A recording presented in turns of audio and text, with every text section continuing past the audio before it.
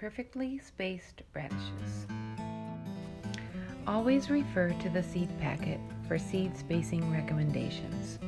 Spacing for radishes can range from 1 to 3 inches. Whether you are planting seeds in a straight row or sprinkling them within a wide row, seedlings will need to be thinned to the proper spacing.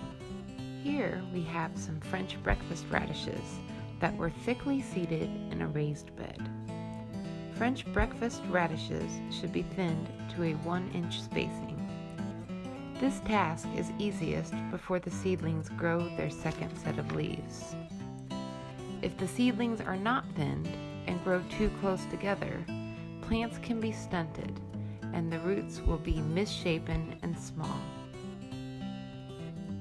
Be sure to save those little thinned seedlings. Just trim the roots and rinse them off, and they make a healthy, fresh addition to sandwiches, salads, and snacks.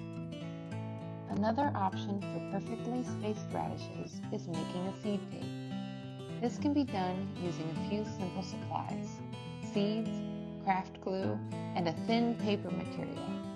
Start by referring to your seed packet for proper spacing.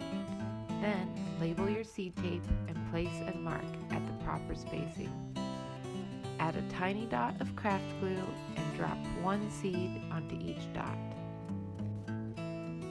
The seed tape should then be dried and stored until you are ready to plant.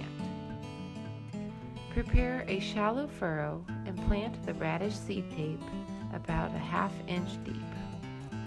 Even in this chunky garden soil, our perfectly spaced radishes were a cinch to plant.